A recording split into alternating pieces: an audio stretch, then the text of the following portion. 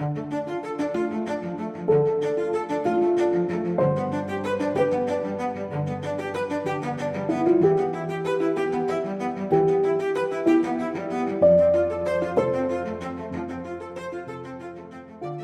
wonderful. It seems that we have everyone here. Thank you so much for joining again. My name is Rosa Maria. I am the Assistant Director of Admissions here at Ralston College.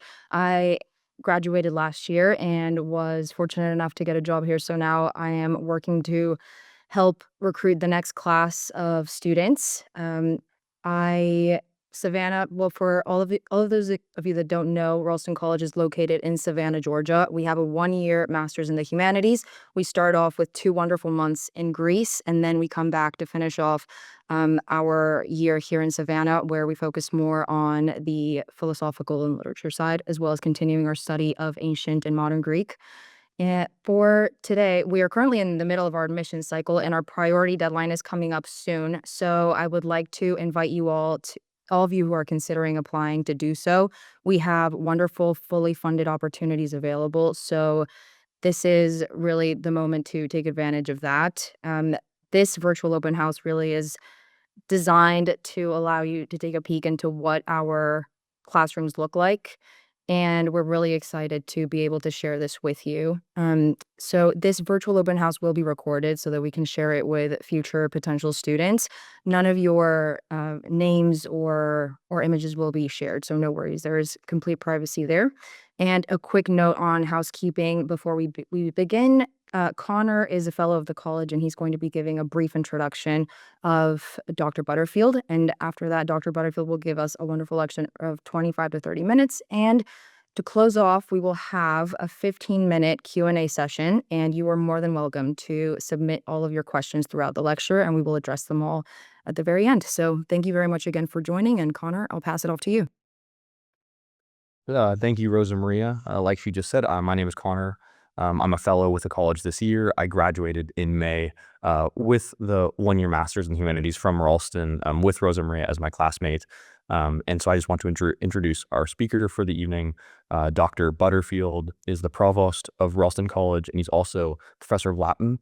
I've had the privilege of walking on the beaches of the island of Samos in Greece with Dr. Butterfield, walking in the streets of Athens.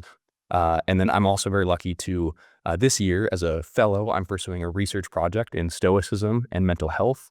And Dr. Butterfield is my advisor for that project. So I'm very lucky to be able to work closely with a professor of his caliber.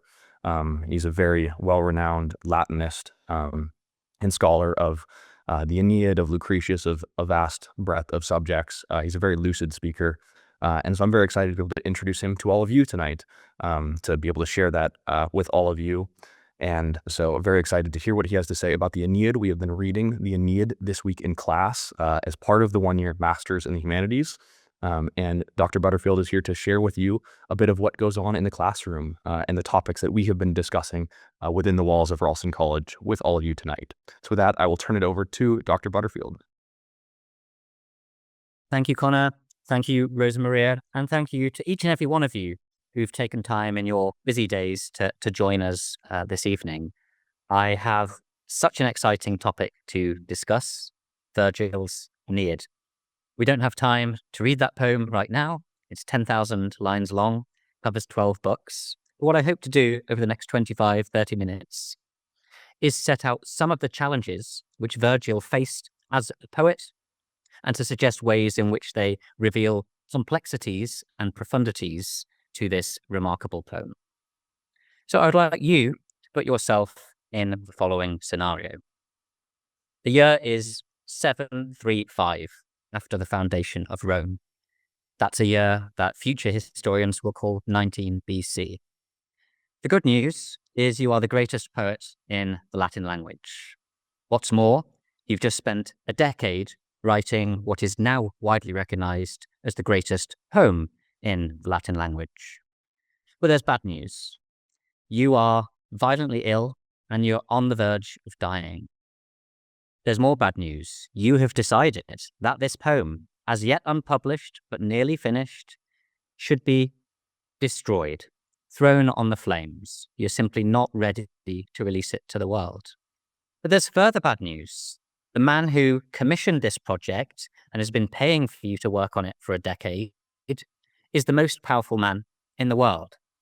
It is the first of the emperors, Augustus, who has asked you, possibly compelled you, to write such a poem. And he simply will not allow the poem to be destroyed. The good news for us is that the Aeneid survives and we can all revel in its brilliance. The bad news is you fail to achieve your desire, your last wish of the poem not seeing the light of day. So how has it come to this?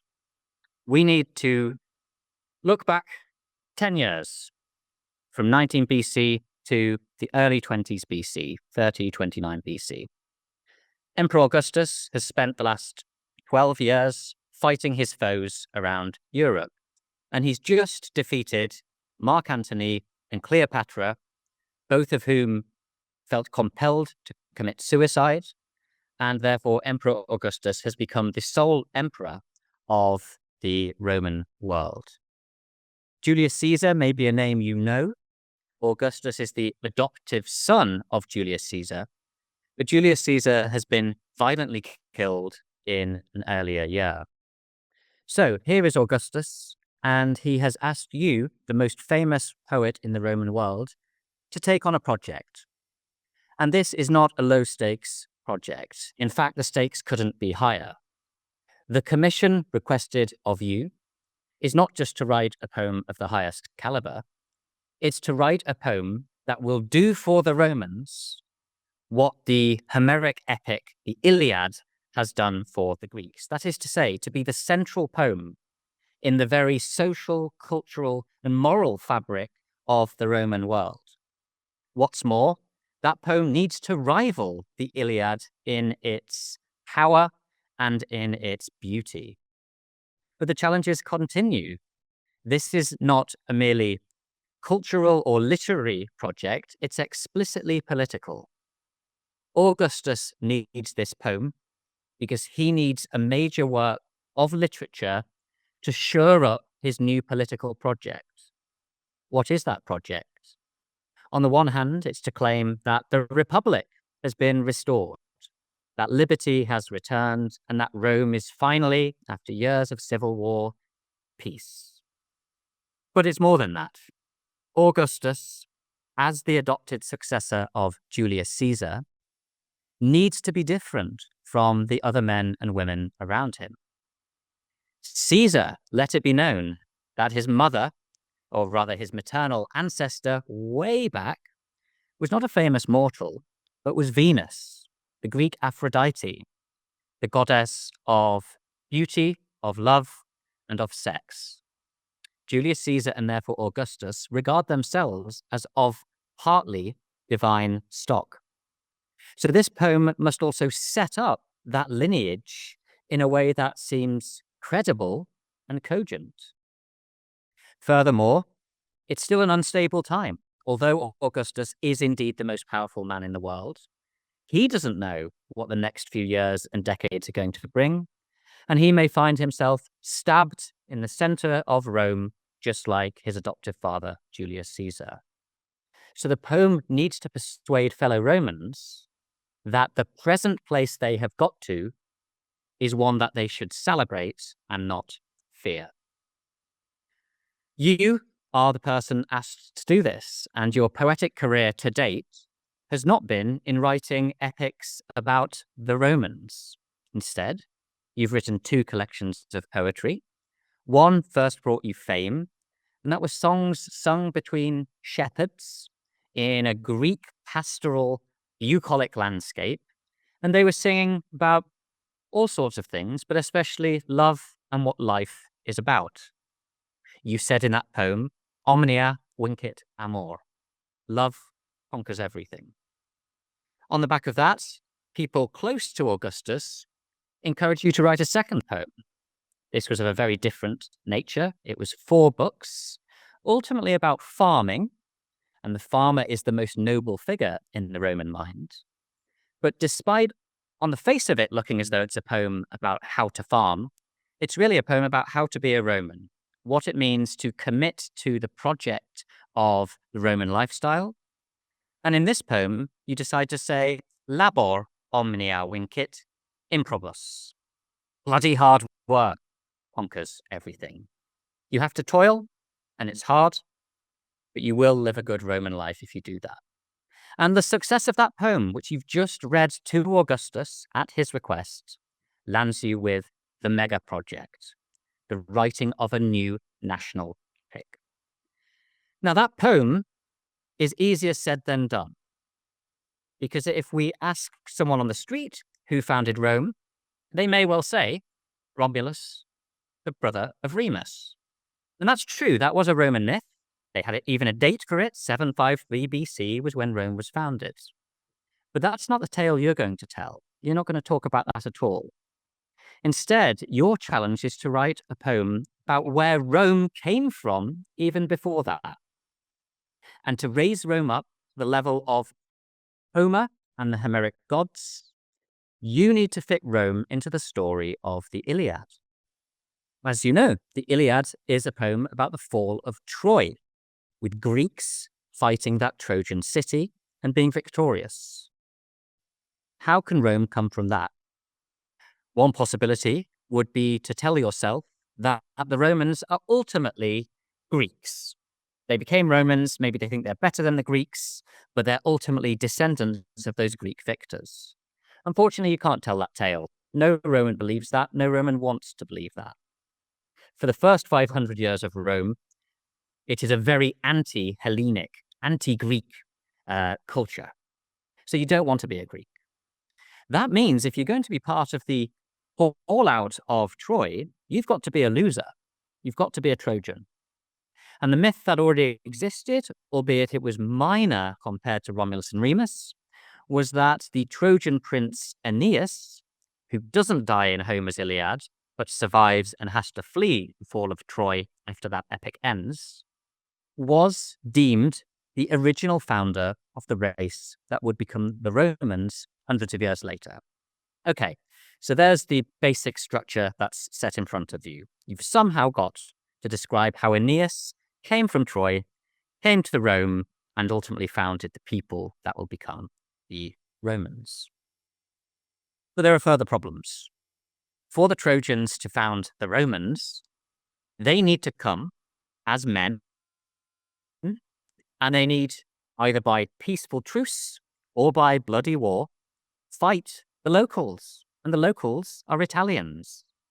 So the Trojans need to defeat the Italians, who in a sense, proto-Romans, and they need to marry the wives of those men, and thereby create the new line that will become the Romans. But in a sense, that's telling the tale of civil war. If the Roman forefather Aeneas is fighting the Italian forefathers of the Romans, that's Rome against Rome. And for the last 50, 60 years, the main events in Rome in the 1st century BC have been civil wars. There has been too much bloodshed to count, and even Virgil, poet, has been scarred by these wars. So you need to tell a poem that's going to rival Homer, is going to plug the Trojan prince Aeneas into the early story of Rome, and you need to talk about it in a way which doesn't sound like a civil war, even though civil wars have been everywhere on the streets of Rome in your lifetime. The problems get even deeper.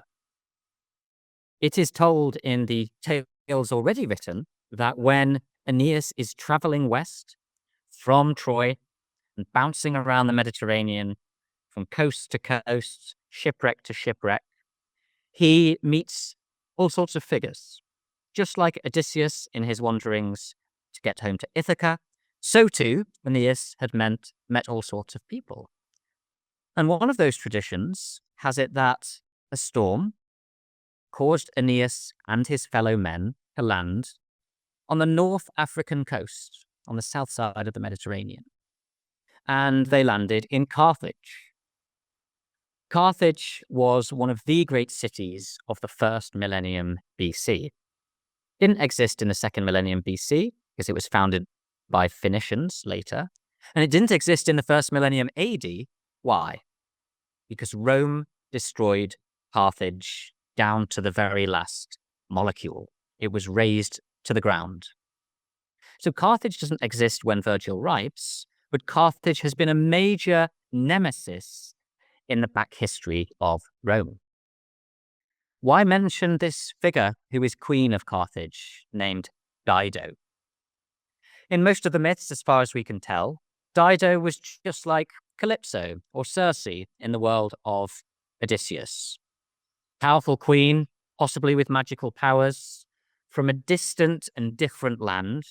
And yes, Aeneas might spend time with her, they might have a love affair, but ultimately it's a distraction, possibly even an amusement in the long wanderings of Aeneas. But in the life of Virgil, something disconcertingly similar has happened in reality. On the North African coast, there has been a female ruler of a very different and very powerful culture who has ended up distracting Romans from their duty of being good Roman leaders. Thankfully, it's the enemy of Augustus who is most prominent on this front, Antony and Cleopatra. Antony was a Roman, and he was almost a half emperor, insofar as he was governing the eastern half of the Roman Empire in the 30s BC. He headed to Egypt, one of the wealthiest areas in the world at the time, which was not formally controlled by the Romans, but was a sort of client kingdom. And the pharaohess there was Cleopatra, and Antony entered a relationship with Cleopatra. Not marriage as such, but a relationship which ended up having 3 children. After the Battle of Actium in 31 BC, when Augustus decided this empire isn't big enough for the 2 of us, Antony and Cleopatra lost.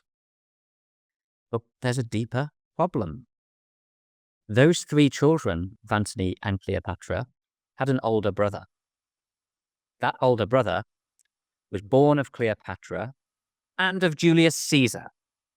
The adoptive father of Augustus had made the self-same error, we could call it, or we could call it act of passion, of falling in love with a North African queen or pharaoh 15 years earlier. In 47 BC, Cleopatra and Caesar have a child, and that child is literally called Mini Caesar Caesarion. So there's the problem. Augustus's main enemy did exactly what his father did. Therefore, it's not obvious that when you mention the Dido episode, you can frame that as a terrible mistake which only the worst of people would do. In fact, you need to find the human element in that story and tell it in as sensitive a way as possible. What you don't need to do, however, is to make it the centerpiece of your poem, and you certainly don't need Dido to die. But you are Virgil, and you are one of the great artistic geniuses of all time. And you deliberately make Dido the emotional centerpiece of the Aeneid. Even though she has no effect directly on the foundation of Rome, and only indirectly causes the Carthaginian hatred of the Romans, you feel that in telling the tale of the founding of what will become Rome, the tragic loss and suicide of Dido is an essential part of the tale. What else? You are not free in this commission to say what you want. You do have to write a poem that follows what is largely mythic and historical. And those myths and those histories have 2 scales to them.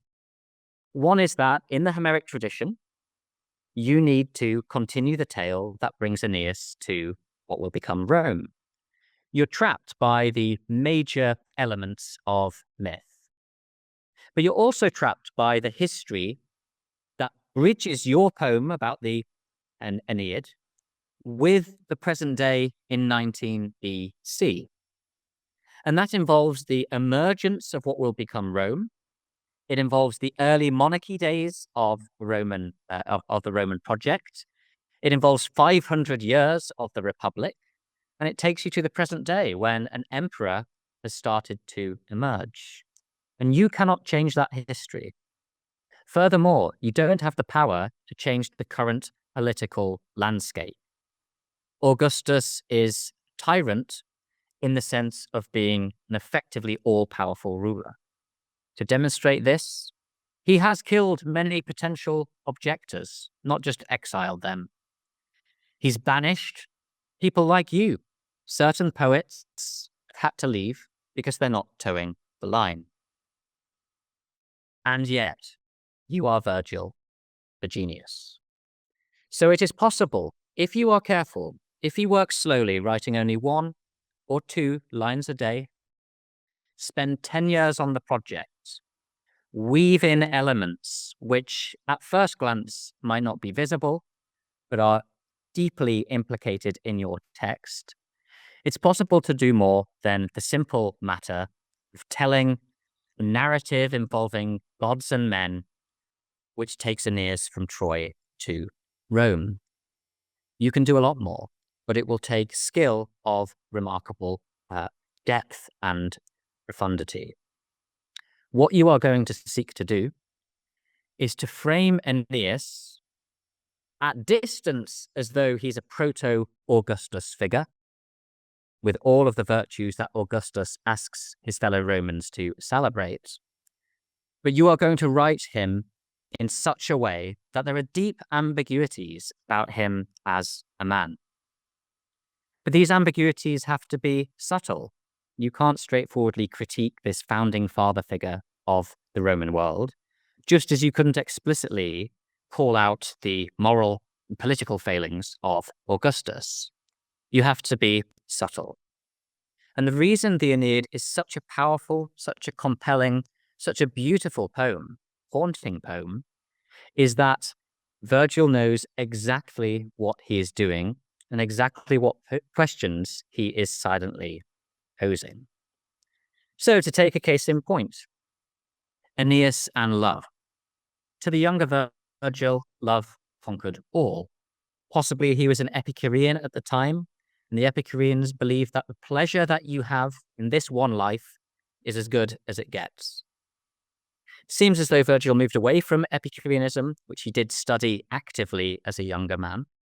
And you'll recall that in the Georgics, it's toil and hard Roman work that will make a good life.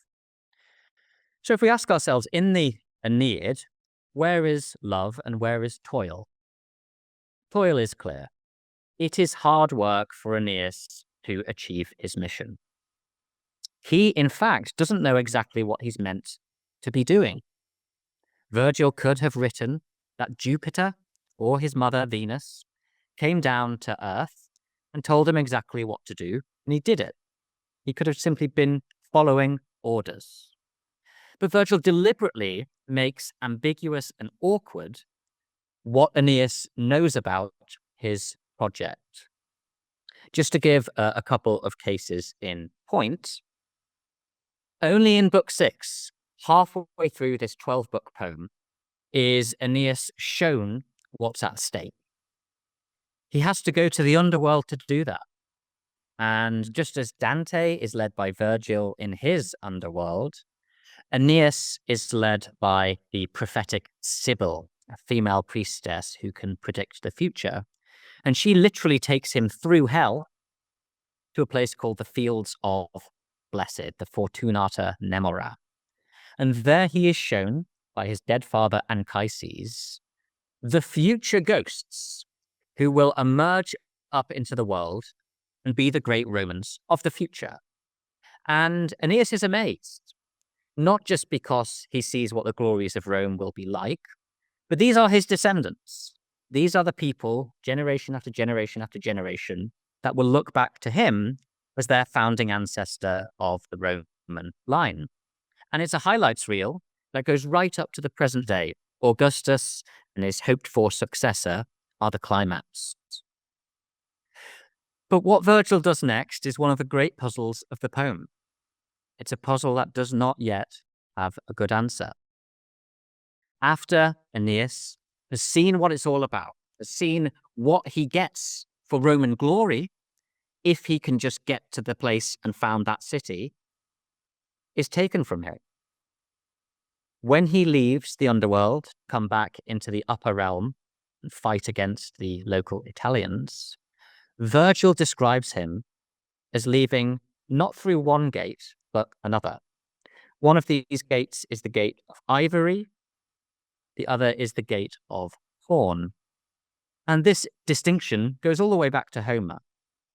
And what it comes down to is if you leave the underworld, this infernal realm, through one door, that represents truth.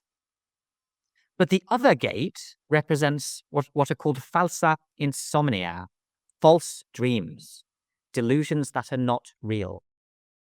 And when Aeneas leaves, he is led through that door. When we meet him again in Book 7, and the second half of the poem begins, he's forgotten everything. He remembers nothing of why this mission is so important and indeed so glorious. When a shield is presented to him, just like Achilles is given a shield in the Iliad, Aeneas stares at these pictures of future Roman events, and he's ignaros rerum. He's unaware of what these things mean. Proof that Virgil has made him forget what it's all about. So what we therefore see is not a confident hero marching forward to deliver what he knows he must do. We see an anxious, hesitant, self-doubting, and often despairing hero. It's a hero who doesn't fully believe in the mission because he's not told exactly what the mission is. As for amor, as for love, where's that in the poem? Does it conquer all? Aeneas needs to marry a local woman for the political reason of forming a union between these Trojan immigrants and the Italian natives. And that woman is in the poem. She is called Lavinia. They do marry. That is in the history of the myth. But they don't marry in the poem. They don't meet in the poem. They don't talk. And in fact, Lavinia says precisely 0 words in this poem of 10,000 lines. The future queen of Rome, Lavinia, says nothing. As to Dido, that North African queen who can only get in the way of Aeneas's divine mission, says hundreds upon hundreds of lines. And those lines are unambiguously the most powerful, the most evocative, the most moving, the most challenging lines in the poem. What's more, Aeneas is explicitly in love with Dido. This is not the delusions of Dido falling for this great future Roman. They are mutually in love. And Virgil writes the tale with an even more bitter twist, which is that in the mind of Dido, as a Carthaginian queen, she's just founded this new city, she believes that she and Aeneas are married. She therefore believes that when Aeneas is told by Mercury, on the orders of Jupiter, that he has to leave Africa because he has to, literally has to, it is fated and past, he has to found Rome. She believes he is breaking the oath of marriage. He's letting her down in the most brutal way possible. As for Aeneas, who for so many readers is the villain in this scenario, Aeneas is from a different culture, and he knows it's legally impossible they could be married. And he explicitly says, "You've fatally misunderstood our situation. I never took you on as my legal wife." Virgil has included this to show how pathetic legal wrangling about status is when set aside deep human emotion. And what's so powerful, as well as the catatonic grief and loss of Dido, who literally feels she cannot live on in the world, having married and then lost Aeneas, we learn at the heart of the poem that Aeneas too was deeply in love and therefore deeply hollowed out by an experience forced upon him. Although in Book 4, we don't hear a lot from that side of Aeneas, when he's trying to reason in a way Dido won't accept about the calling of fate and the fact that the Roman mission is greater than their relationship. In Book 6, when Virgil puts Aeneas in the underworld, he finds Dido. And Dido is not in the groves of the blessed. She's in a place called the Lugentes Campi, the fields of mourning, of grief. And it's at this point, at this crucial moment in the play's narrative, in the poem's narrative, that Aeneas confesses his love for Dido and says explicitly, "Invitus regina tuor de litora cessi." I left your shore, my queen, unwillingly. It was not my choice. And the implication is, we're really led to believe this, that without that divine impulse, Aeneas personally was happy to settle with Dido, to be the co-ruler of a different North African empire, not Egypt, but Carthage. And love was taking him in a very different place from the reverse of amor, which if you flip it around, is Roma, Rome. So love and Rome, private passion and public duty, are explicitly put into conflict by Virgil. It could hardly be clearer that for Virgil, what it means to be a Roman ruler and to pursue the Roman project requires personal loss. Final thing I'll say, as I know that time marches on, is about the controversial close of the poem. In all that I'm saying here, in this obviously very brief introduction, I'm trying to gesture to elements of the poem that Virgil has deliberately chosen to work into his narrative, even though he's confined by political pressure and by the facts of myth and history, things he's worked in just to make us doubt any simple reading of the poem. And the close has been puzzling to readers from Virgil's death onwards. Everyone who read the poem knew that Aeneas was going to win. There is no suspense. This is literally our history. Aeneas wins and the Roman race will be founded. So it's no surprise that the poem ends with that. But it is a surprise that the defeated Italian king, Turnus, who is subjugated and laid low by Aeneas in their final duel, does two things. One is he explicitly pleads to Aeneas at this point to be spared. He says, okay, it may be that my body is going to be returned to my father, but I could live and you could return me alive to my father and, you will be the victor. You can have Lavinia, who was meant to be my wife, but you're the victor. You have deserved this. That is what Turnus says. Then he says that Aeneas, at that moment, was cunctans. He was doubting what to do and staying his hand. Explicitly shows Aeneas thinking about mercy. That word mercy in Latin is clementia. And it's not just an abstract word like it might be in English. It's good to be merciful. This is a signal watchword of Augustus. Just like Achilles, just like Aeneas, Augustus was given a shield, a large gold shield on which were inscribed 4 virtues, and these were meant to be the special virtues of Augustus. His pietas, his piety, his duty, his loyalty to the Roman project. His justitia, his justice, his sense of fairness. His virtus, which might seem as though it means virtue, but really it means how to be proper Roman vir, a man.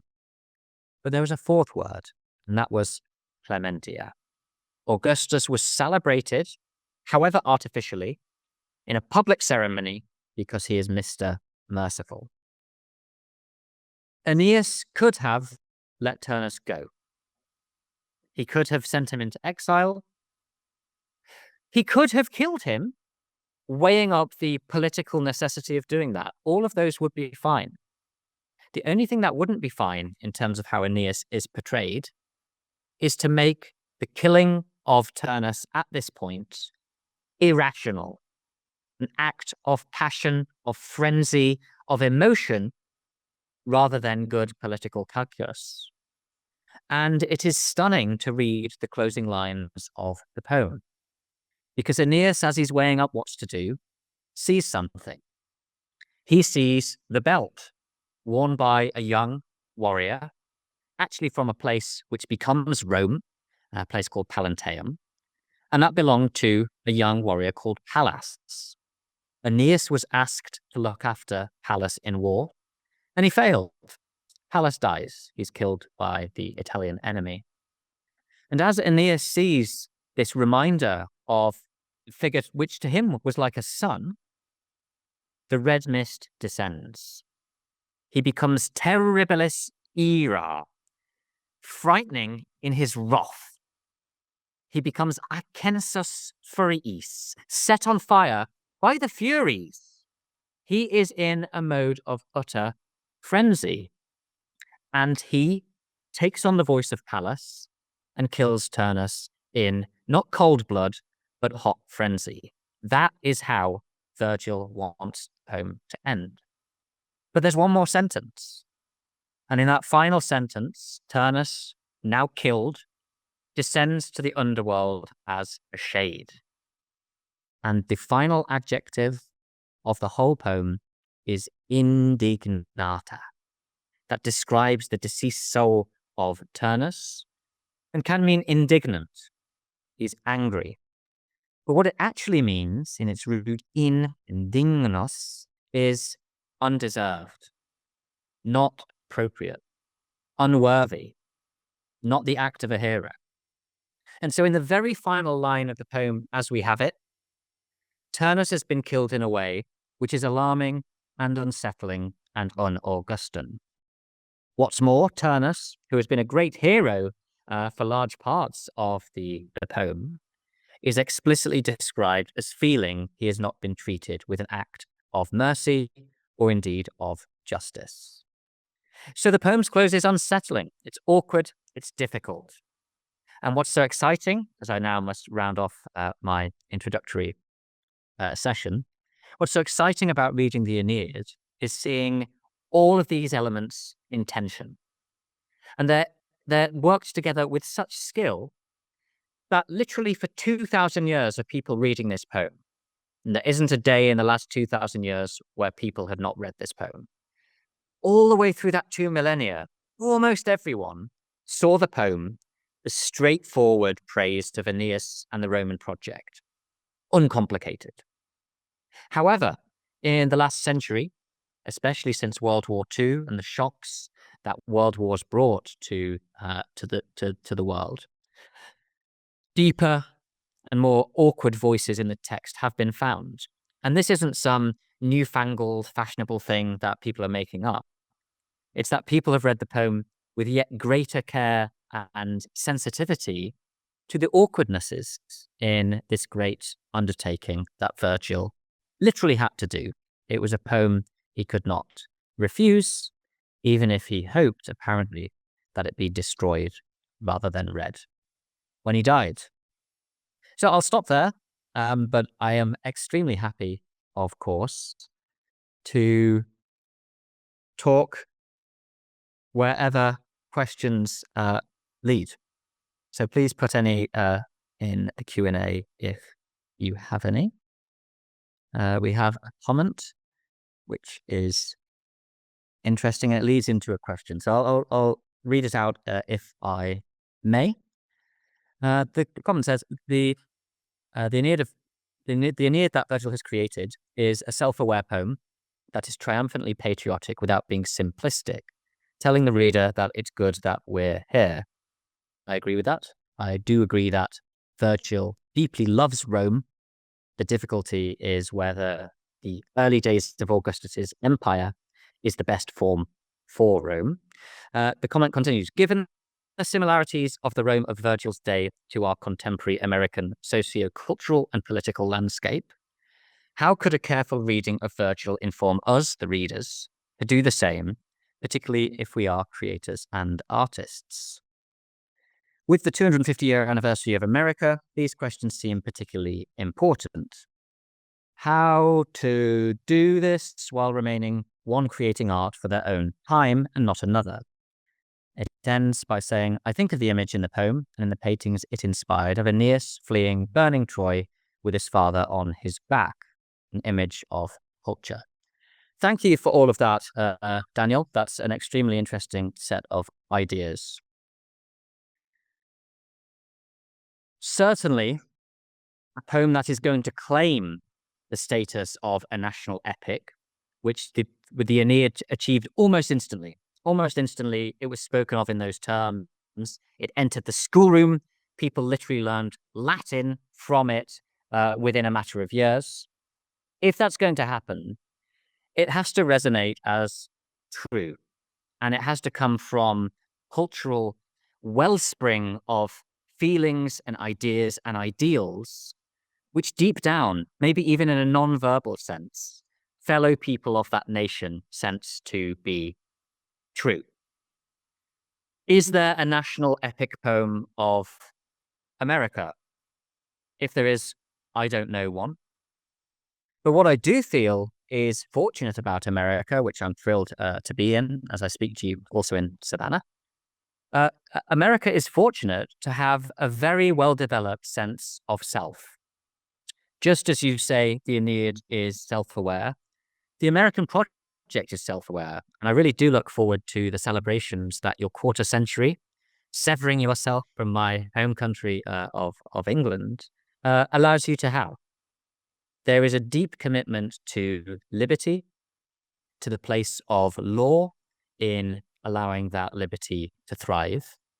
And there's an infectious optimism in the American dream.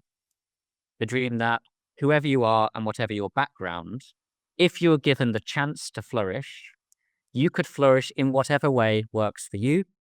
And so long as you don't bother me and I don't bother you, we can both thrive in different forms of pleasure. I actually think that that's how Virgil viewed his world. If you read his poems carefully, you see plenty of hints in that direction. And it's not lost on scholars that that Virgil chose not to live in Rome. He wasn't a celebrity out and about with the great social figures of the Roman world. He retreated from that world to Naples, where he'd first learned Epicureanism. And he lived a quiet life. He didn't marry. We don't know why, but he didn't. And he devoted himself to art in the form of poetry. Virgil loves the Aeneid, but that love requires him to write in a way which asks of its readers, Roman and modern, difficult questions. Questions about what a life well lived looks like, and where the power of a political empire begins and ends. Is it good to ruin your own life for the sake of a broader political project? Is it good to die miserable, so long as you can tell yourself that the sacrifice was worth it? More to the point, is it good that Aeneas, in his final moment, when he's finally delivered the death blow that will allow the project to develop, that he's motivated not by the glories of Rome, but by the personal loss of a young man he loved as a comrade, Pallas? The answer is not clear, but I think you are right that it's possible with this clarity that the American project has for there to be a national epic, for there to be a poem which reflects in, not in a sort of simplistically jingoistic way on the American dream, but actually challenges each reader as to what that actually means. So that doesn't quite exactly answer your question, but piety, a sense of duty to something beyond the self, is not just for the Romans, but I think for us moderns, an essential virtue that needs recovering. So I'll stop there. Someone's asking how much I bench. In the good old days, over 100, but no, come on. What's this? Isaac, thank you, Dr. Butterfield. That's kilograms, by the way. Would there be any merit to the idea that Aeneas' forgetting of what the future holds serves a dual purpose? Do go on, he says. One, to present the idea that man loses vision over time. And second, it leaves Augustus room to give new direction for the burgeoning empire. In other words, Rome had divine purpose in store, but it required the right leader to re-establish such a vision. That's a really interesting comment, Isaac, and admirably sensitive to what's going on here. In one sense, the future that is seen in the underworld is fixed. There's no scope for anyone to change it, because these future heroes of the Roman world have lived and have achieved what they achieved by the time that Virgil writes and his readers read. But you're quite right that Aeneas is in no sense tested in the same way if from that point onwards in the narrative, he not only knows how well things are going to go, but in a way it's quite hard to get your head around, he knows it will have happened. That fatum, fate, becomes factum, what is already done, what is history. So it does give space, I agree, for Aeneas to demonstrate true leadership in uncertainty by virtue of taking from him what he was given. What, however, remains a great mystery is why what he saw is described as falsa insomnia. It was deluded.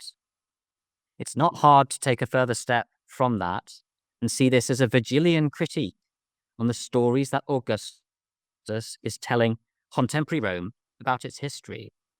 It's too glossy, it's too simple, it's too optimistic about the history of Rome in the way it's being presented. And therefore, this perfect sequence of glorious future rulers and soldiers is not true reflection of how bloody and how difficult Roman history has been. So those are my thoughts on that. Thank you for sharing what you said.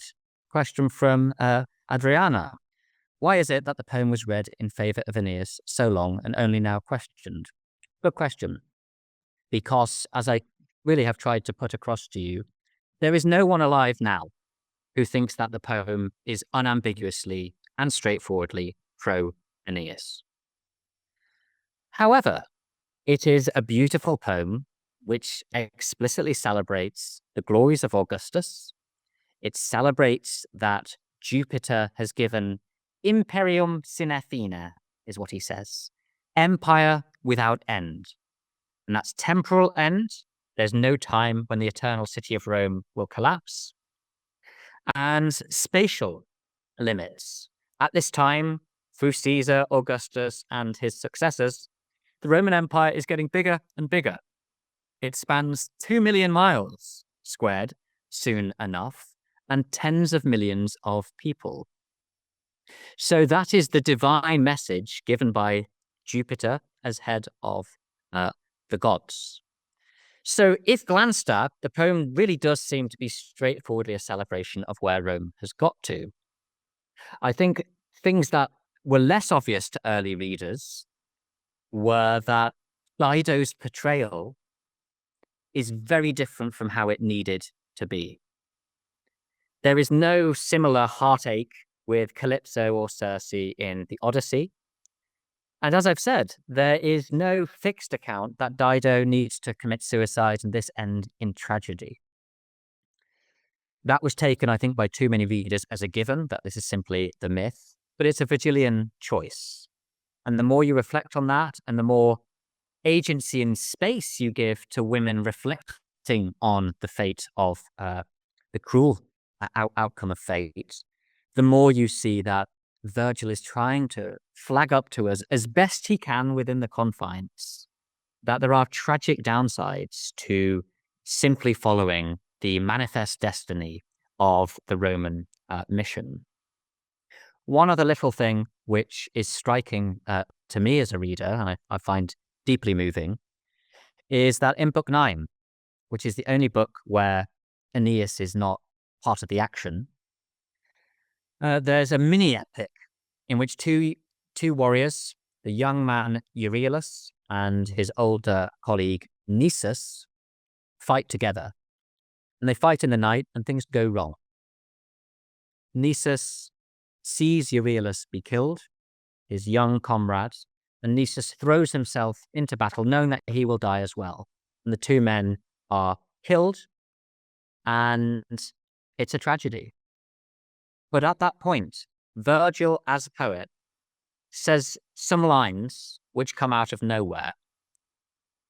I'll read them now, if I can briefly find them. We're in Book 9, we'll be around line 100 or 450, something like that.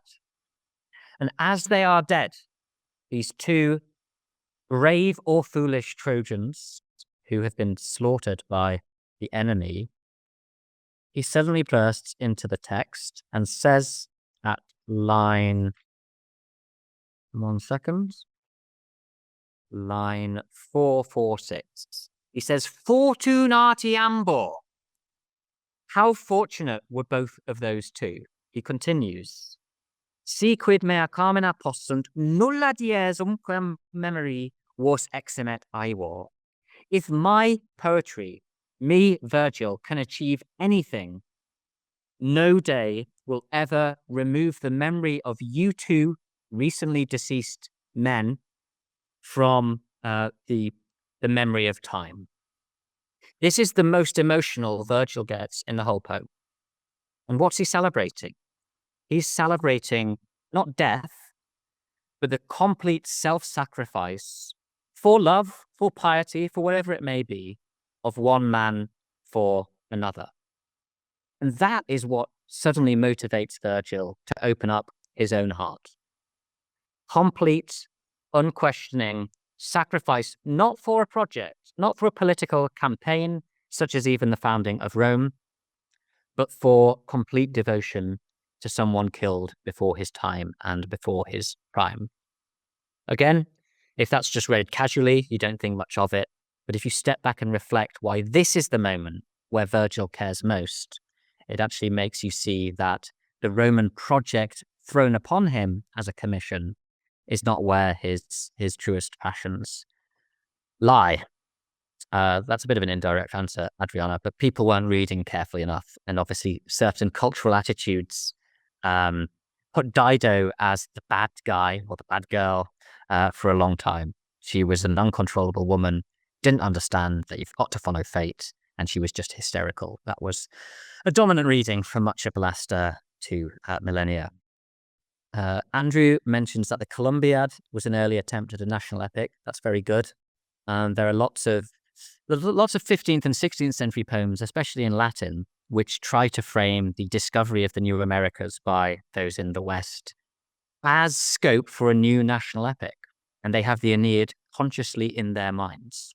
I meant to say, I'm sorry, I forgot to, that although the Iliad is in many ways a more powerful poem than even the Aeneid is more influential in the history of the world. The Aeneid has shaped more of what the world as we know it looks like than the Iliad. True, the Aeneid wouldn't look like the Aeneid without the Iliad, but because of the place of Latin, and indeed the Christian elements that many people started to read into Aeneas, who died 19 years before Christ, gave it an extra power, which the Iliad didn't have for much of the West. The same, and there's a couple more from Andrew. He's on fire. He says, yes, it's true, Dante uses Virgil as a guide through hell. I find the comparison to the perpetual state of Virgil in limbo as symbolic of the Aeneid's incompleteness. Yeah, I think there's real truth to that. It's unquestionable that Virgil dies before his time. Dido is said to die ante diem. She's misera. She dies wretchedly before her allotted day. She's not meant to die. Virgil made her. And similarly, Virgil dies before his day, and the poem was not ready. It's a problem that keeps me up at night. what happened in the 3 years after Virgil died when 2 editors worked on the poem before it was released. These were friends of Virgil, very learned men, people who really know what good poetry looked like, but they spent 3 years with it. So are there elements in the way the poem's presented, which may or may not be encouraged by Augustus, that make it look as it does? We simply don't know. So yeah, being in limbo, being not quite there, not having crossed the threshold is very fitting for Virgil as a figure. Okay, are there other questions? There's one at the bottom. Does it have a question mark? No, but it's a kind of reflection. I'll read that, and then if anyone else wants to ask a question, I'm happy.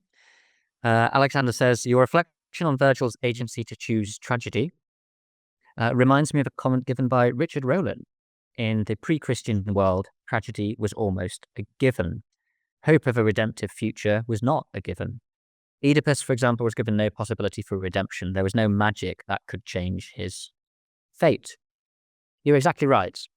And this exists in 2 senses. One is the fact that the concept of redemption is not built in to the Greco-Roman mindset. And the second is that if we're dealing with myth and history, it has happened. So there are certain parameters that can't be moved. Rome cannot be founded by a different person. Carthage can only exist, and therefore it is not possible for a pre-Christian such as Aeneas to undergo what might be possible in a Christian framework. However, Virgil says some very interesting things in the person of Anchises, Aeneas' father, in Book 6 in the Underworld. And Anchises reveals to Aeneas not just the future heroes of Rome, but the secrets of our souls. And he says, souls have a spark within them, spiritus, which brings about life. And every 1,000 years, people are sent back up to a mortal life. They are reincarnated, but they have to drink from the river Lethe, which makes them forget. They live their mortal life, and when they die, their soul returns to the underworld. But he also says that our soul is in a constant battle against impurities and against evils, which are part of our fabric. He sees a purgatory, very like what Dante will talk about, purgatory in his underworld, where souls go through an attempt to purify themselves. Purgatory literally means purification station. And the hope is that pauci, which is Latin for a few, are able to achieve such perfection, such purification and removal of evil, that they can stay forever in their soul form. They don't need a body again. This is quite Pythagorean, it's quite Platonic, but it's also proto-Christian in the sense that there is the possibility of reaching a state where the pollution of the body can be left behind entirely, and the soul, the spirit, can live independently. And it's because of that, I think, Alexander, that for a lot of medieval people, the Aeneid was a Christian poem, despite being written before Christ. Okay, I see we're coming up to the half past. There's a final remark from Ivan, who says, as always, great presentation from Professor Butterfield. Oh, it's very kind. Also, great view to the mission and style and class at Ralston. My question is, in what ways does the Aeneid transform Homeric heroic values to construct a distinctly Roman model of pietas? Great question. If I had more time, I'd have said more about that. Fundamentally, the situation is that the Aeneid needs to involve Homeric heroes. That's clear. It's also very established what the heroic code looks like for Homer. But it doesn't therefore follow that Virgilian heroes, set in the same time, in the same meter, but in Latin instead of Greek, are Homeric. And the Aeneas of Virgil is very different from the Aeneas in Homer. He's a man who seems motivated more by private passions than by broader sense of why what he's doing matters. He's more reflective, he's more pensive, but he's also more frightened. He, in that sense, is a very deeply sketched individual, but he's also a deeply scarred individual. I genuinely, personally see in Aeneas a regression of his human qualities. He loses many of the fires that were burning within, and far from becoming a more well-rounded and balanced character in the mission he's undertaking, he becomes part brutalized. Often he'll go on a killing rampage, which Virgil tells in a negative way rather than a celebratory way. But he also becomes colder, cooler, grayer. And I think that's a very deliberate and difficult move made by Virgil.